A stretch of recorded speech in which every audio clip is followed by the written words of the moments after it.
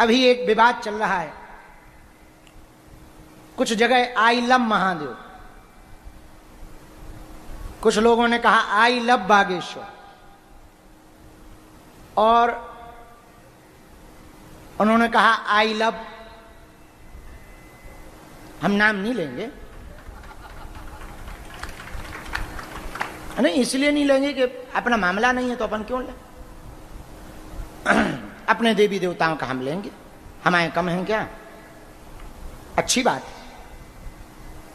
I love Mohammad ऐसा कहा, अच्छी बात, क्या बुराई, कोई बुराई नहीं। लेकिन ये जो पाछे से तुमने बयान दिए ना कि सर तन से जुदा कर दें, इससे हमें दिक्कत है। आप अपने देवताओं की पूजा करो, मजारों पर जाओ, अपने अल्लाह को मानो, अपने ईश्वर को मानो, जो पद्धति है करो, हमको दिक्कत नहीं है। लेकिन तुम हिंदुओं को या हिंदुओं के त्योहारों को टारगेट नहीं कर सकते, ये तुम्हें अधिकार नहीं है। पर हिंदुओं, ये तुम्हारी बुजदिलीपना का परिणाम है कि वो सर तन से जुदा की धमकी दे रहे और तुम चुप बैठे हो।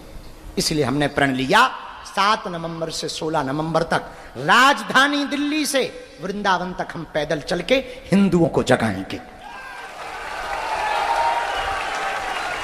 और ये पदयात्रा केवल भारत को हिंदू राष्ट्र बनाने के लिए है। हम 3 प्रदेशों से होकर के जा रहे हैं, दिल्ली, हरियाणा, उत्तर प्रदेश। 10 दिनों तक पैदल चलेंगे, जहां शाम हो जाएगी वहीं पर तंबू लगाकर सोएंगे। गली गली, गांव गांव, नुक्कड़ नुक्कड़ में गरीब हिंदुओं को मिलेंगे जो हिंदू हमारे तक नहीं आ पाते, हमसे नहीं मिल पाते। हम उनके गांव गांव जाकर मिलेंगे और यही कहेंगे, जागो रे हिंदुओं, जागो। यदि तुम आज नहीं जागे तो आज वो सर तन से जुदा करने की बात कह रहे, कल वो तुम्हारा सर तन से जुदा कर देंगे। फिर बाद में मत कहना किसी ने जगाया नहीं। और दूसरी बात, एकमात्र धीरेन्द्र कृष्ण शास्त्री के पदयात्रा करने से देश में बदलाव नहीं होगा। इस देश में प्रत्येक परिवार में एक धीरेन्द्र कृष्ण शास्त्री पैदा होना जरूरी है, तभी भारत हिंदू राष्ट्र बन जाएगा। एक विवेकानंद का पैदा होना जरूरी है, तभी भारत हिंदू राष्ट्र बन पाएगा। हमारी प्रार्थना है, तुम कल के इंतजार में मत रहो, आज और अभी से प्रण लो। मनुष्य तन पाकर यदि तुमने 3 काम नहीं किए तो धिक्कार है तुम्हारे मनुष्य तन पर। पहला काम भगवान की भक्ति, दूसरा काम राष्ट्र की भक्ति, और तीसरा काम मनुष्य तन की सेवा। और आपका सबसे बड़ा उपकार होगा हिंदुओं, एक बात का तुम्हारा उपकार होगा, 1 घंटा तुम्हारा, 24 घंटे में रोज हिंदू राष्ट्र हमारा।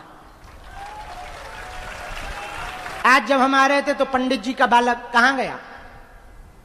हाँ, पंडित जी का बालक सुभाष चंद्र बोस बनकर आए, वही बन के आया। हमने नारा दिया, तुम मुझे खून दो। उससे कहा हमने बालक से, उसने तुरंत कहा मैं तुम्हें आजादी दूंगा।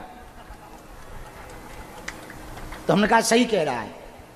तो हमारे ही मन में प्रश्न उठा कि अब किससे आजादी चाहिए? अंग्रेज तो भारत छोड़ गए, अब किससे? हमने कहा अंग्रेजों से तो भारत स्वतंत्र हो गया, अभी जातिवाद की जो गुलामी इस भारत के मस्तक पर चढ़ी हुई है, इस भारत को अभी उस गुलामी से भी आजाद कराना आवश्यक है।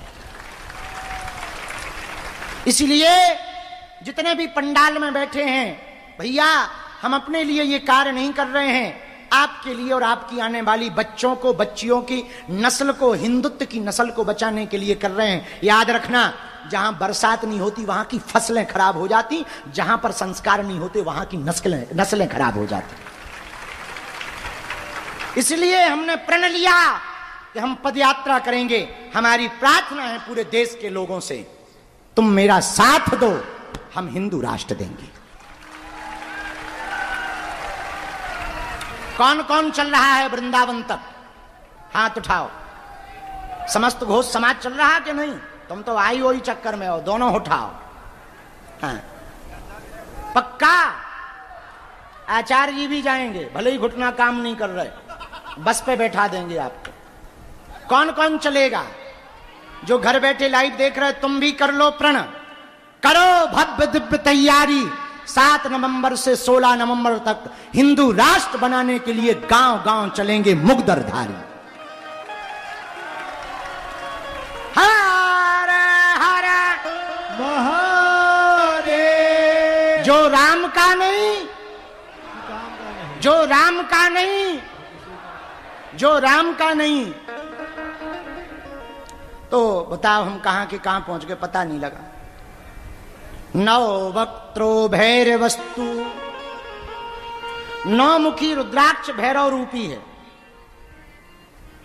इसको बाईं भुजा पर धारण करने से ब्रह्महत्या, गर्भपात का पाप जो लगा है धोखे से, जानबूझकर नहीं, पर दोबारा भी ना होना चाहिए, भगवान शंकर की उपासना करने से, प्रायश्चित करने से मुक्त हो जाता।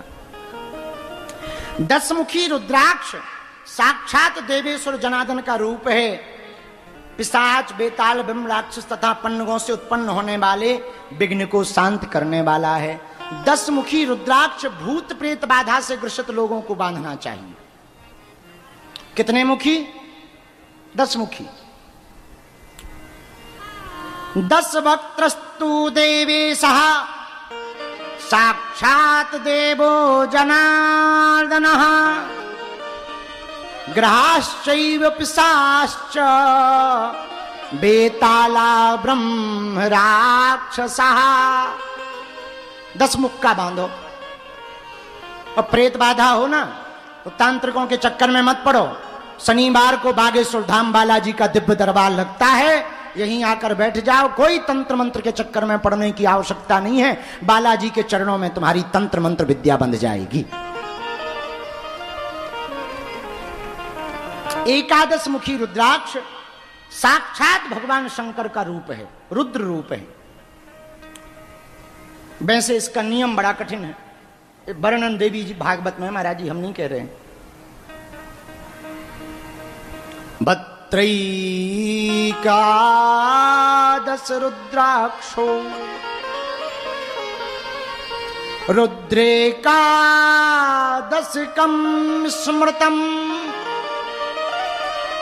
शिखायां शिखायां धारये दौ भई। शिखा में धारण करना चाहिए 11 रुद्राक्ष को। 11 मुखी रुद्राक्ष को शिखा, शिखा जानते हो, चोटी। 11 मुखी रुद्राक्ष को शिखा में धारण करना चाहिए। उसके पुण्य फल के विषय में सुनो। मनुष्य 1000 अश्वमेध यज्ञ करे, अनेक बार दान दे, लाखों गायों का दान दे, उससे जो फल प्राप्त होगा वो फल 11 मुखी रुद्राक्ष को सिर पर बांध लेने मात्र से प्राप्त हो जाएगा।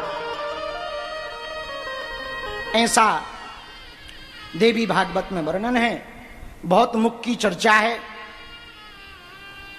इसकी चर्चा शेष हम आगे कथा में करेंगे। आगे कब कथा है? रायपुर में 4 तारीख से जो कथा है उसमें रुद्राक्ष की चर्चा और आगे बढ़ाएंगे। 108 मुख तक चलेंगे और उस पर वार्ता विस्तार पूर्वक करते जाएंगे। आज चूंकि गर्मी भी बहुत है और हमारा आज फलाहार भी नहीं हुआ, सुबह से केवल जल पीकर आ गए थे। भूखे भजन न होए गोपाला, जा धरी तुम्हारी कंठी माला। तो अब समय भी बहुत हो गया, कल व्रत का उद्यापन है। कल की सूचना सुनो। कल हमको नदी स्नान करने जाना है, देर शाम तक वापस आएंगे। मन में तो है कि दरबार लगा दें, पर थके भी इतने हैं कि पूछो ना। पर 1 घंटा के लिए रात को दरबार लगाएंगे, ज्यादा नहीं, लगा देंगे, कोई दिक्कत नहीं। और वहां पे तो सब बंद है, तो यहीं लगाएंगे। भंडारे के बाद 9-10 बजे तक, अजय कहाँ है? रात को 9 बजे तक खूब यहां भंडारा चलाओ। और 9 बजे हमें ये खाली दे दो, तो जहां व्यास गद्दी लगी यहीं दरबार गद्दी लगा करके दरबार लगा लेंगे। रात को थोड़ा ठंडा भी हो जाता है, यहीं पर दरबार लगेगा रात को। तो कल दिन में भंडारा चलाओ, 9 बजे तक फ्री कर दो, हम 9 बजे आ जाएंगे, ठीक है? क्योंकि बहुत लोग रुके हैं कई दिनों से। एक जो आज्ञा सन्यासी बाबा ने दी वो शायद आप लोगों को पता लग गई होगी। हम कहेंगे धाम पर पूरे में बैनर चिपकाए जाएं। हाँ नो, वीआईपी वीवीआईपी प्रोटोकॉल अब मान्य नहीं होंगे, क्योंकि हनुमान जी ने जो हमको कृपा आशीर्वाद दिया है वो एसी में बैठने वाले लोगों का पर्चा बनाने के लिए सिद्धि नहीं मिली है, उनका भला करने के लिए सिद्धि नहीं मिली है।